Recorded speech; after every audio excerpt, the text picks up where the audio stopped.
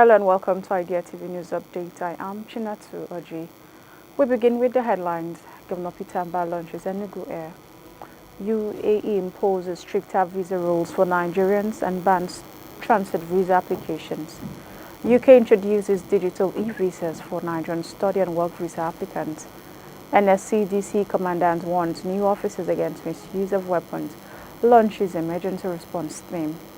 In business, Africa Creative Market returns in 2025 with Creative Bridge. In sports, AIU sanctions 11 Nigerian athletes for doping violations. Now the news in full. The Enugu State Governor Peter Mbah has officially launched Enugu Air, a state-owned airline designed to position Enugu as a regional aviation hub for Africa and beyond. Speaking during the maiden flight ceremony at Akanu Ibiam International Airport, during the week, Mbah described the airline as a strategic gateway for connecting Enugu to the rest of Nigeria and the world. The airline operated in the interim through a partnership with ZexJet, begins with domestic routes across the Enugu, Abuja and Lagos corridor.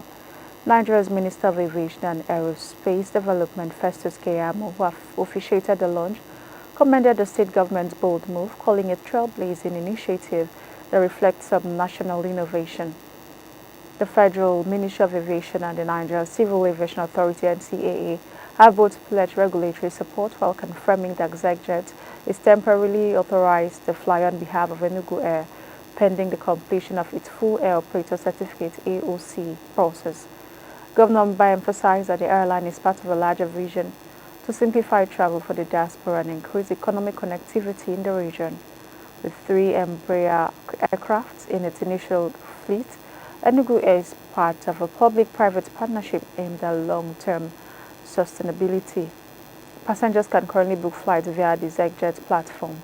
The NCAA reaffirmed its commitment to supporting indigenous carriers while warning against political interference on professional conduct that could jeopardize the initiative's credibility. The United Arab Emirates has now announced tougher visa restrictions for Nigerian travelers, including a total suspension of transit visa applications. This was confirmed yesterday, revealing the Nigerian nationals between the ages of 18 and 45 will no longer be eligible for tourist visas unless they are accompanied by others.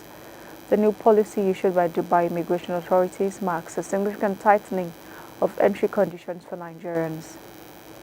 For applicants aged 45 and above, new financial requirements have also been introduced. Individuals in this category must now present a personal 6-month Nigerian bank statement showing a minimum monthly balance of $10,000 or its naira equivalent to qualify for a tourist visa.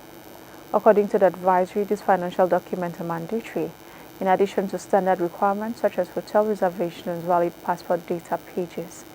This was confirmed that the new rules are expected to severely reduce travel from Nigeria to Dubai, along a popular destination for both business and leisure. The notice warns that failure to meet these conditions will lead to automatic visa rejection. And now in the UK, the British High Commission in Abuja has announced a major change to the UK immigration process for Nigerians applying for study or work visas. Effective July 15, 2025, most applicants in these categories will begin receiving digital e-visas instead of traditional visa stickers in the passport. The new policy only applies to applications submitted on or after this date, while earlier submissions will follow the current system of submitting passports at visa application centers for physical vignettes. According to a statement from the Commission, the e-visa is a secure online record of a person's immigration status and part of the UK government's transition to a fully digital immigration system. While physical stickers will no longer be issued for most study or work visas, all applicants are still required to attend a visa application center to provide biometric data. Successful applicants will be notified by email and instructed to create a UKVI account to access and manage their e-visa online. Speaking on the change, British Charge d'Affaires in Abuja, Gil Atkinson, described the move as a step forward toward a more secure and efficient process. However, she clarified that visa vignettes will still be issued to certain categories for now, including dependent and visitor visa applicants. The High Commission also noted that e-visas have already replaced biometric residence permit for those granted long-term stays and can be verified using the UKVI View and Proof service for employers, landlords and others. And now the Commandant of the Nigerian Security and Civil Defense Corps NSCDC, Federal Capital Territory Command Dr. Lushola Odumosu, has issued a stern warning to newly trained officers against misconduct or the irresponsible use of firearms. Speaking at the graduation ceremony of 200 personnel who completed the Corps' basic arms training in Abuja on Wednesday, Odumosu emphasized that the right to bear arms must be exercised with discipline, integrity, and professionalism. Dr. Odumosu also announced the launch of a newly formed emergency response team, describing it as a specially trained unit equipped to respond swiftly to high-risk situations in the FCT. The commandant noted that this third batch of weapon-trained personnel brings the total to 472 officers, highlighting the Corps' commitment to operational readiness and proactive security measures. He said that the security landscape in the FCT is evolving, and so must we, adding that the team must operate strictly within professional and ethical boundaries.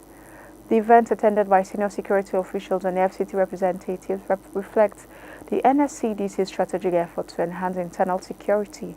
Odumosu praised the support of the Corps' Commandant General Professor Ahmed Audi and FCT Mintanya Sumwiki, and concluded with a motivational call to the new officers. He urged them to remain committed to serving the nation with honor and responsibility. We'll go on a quick break now. The news continues when we return.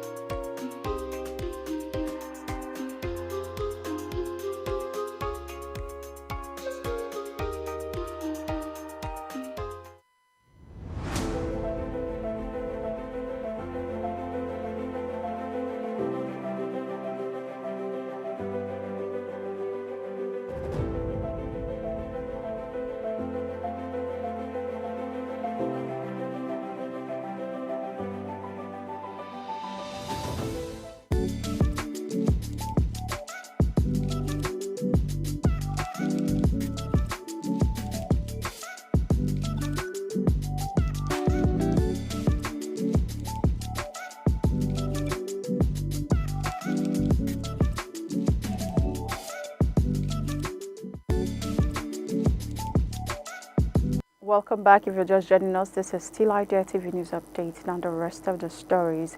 In business SEM, the African Creative Market is set to return for its fourth edition from September 16 to 19, 2025 at the Landmark Event Center in Lagos, with a strong focus on connecting African creatives to global opportunities. This year's theme, Creative Bridge, aims to link talent with trade, offering a strategic blueprint to elevate Africa's creative economy on the global stage. According to Inya Lawal, convener of the SEM and president of the Ascend Studios Foundation, the goal is to ensure that African creators have access to the tools, networks, and funding needed to thrive internationally. Building on the success of ACM 2024, the upcoming edition will feature deep dives into export readiness, data-driven growth, investment, matchmaking, and cross-border partnerships. The 4D event will include investor roundtables, masterclasses, industry forums, and showcases across sectors such as film, fashion, music, technology, gaming, art, dance, and sports. Organizers say the event is designed not just to celebrate creativity, but to drive commerce and policy impact across the continent's creative industries. ACM 2025 is expected to attract global buyers, collaborators, and speakers from countries including the United States, United Kingdom, UAE, Canada, and South Korea. With a mission to turn African creators into global industry players, ACM will spotlight scalable ideas, promote co-production deals, and champion intellectual property development to ensure long-term growth. The event continues to position itself as a powerhouse platform for cultural entrepreneurs, creators, and policymakers shaping the continent's creative future. And now in sports, the Athletics Integrity Unit AIU has announced a series of doping sanctions affecting Nigerian athletes, with 21-year-old Kwatamila Imabonse Uko among the latest. Uko was found guilty of a whereabouts violation, having missed 3 drug tests within 12 months. A suspension announced in the AIU's June 2025 sanctions list runs until July 23, 2026, with all results from June 5, 2024 disqualified. Uko rose to fame after winning 3 gold medals at the 2021 World Under-20 Championships. Several other high-profile athletes are also serving bans. Sprinter Stephen Eloji received a 4-year suspension after testing positive for an anabolic steroid in May 2024. Other Princess Bright and Gloria Cohn are serving similar bans for testing positive for metanolone. Meanwhile, Grace Nwokocha's 3-year ban continues until August 2025, following a positive test for some substances during the 2022 Commonwealth Games, which led to Nigeria being stripped of its women's 4x100 meters relay gold. Former Olympic medal hopefuls Yinka Ajayi and Divine Oduduru have been handed extended bans. Ajayi until 2030 for multiple violations and Oduduru until 2029 due to links with the Eric Lira doping scandal. 2 athletes, Henry Azike and Vivian Chukwemeka, serving lifetime bans following second doping offenses. Chukwemeka, once Africa's top shot putter, tested positive in 2012 after previously serving a ban in 2009. And that's all we have for you on the Idea TV News Update. But before we go, here's a recap of the headlines. Governor Peter Mbah launches Enugu Air and aims to make state a regional aviation hub. UAE imposes stricter visa rules for Nigerians, bans transit visa applications. UK introduces digital e-visas for Nigerian study and work visa applicants from July 15th. NSCDC commandant warns new officers against misuse of weapons and launches emergency response team. In business, Africa Creative Market returns in 2025 with Creative Bridge. And in sport, AIU sanctions 11 Nigerian athletes for doping violations, including Okagbari and Uku. Do not forget to follow us across all our social media platforms at Idea Television. I am Chinatu Oji. Thank you for watching.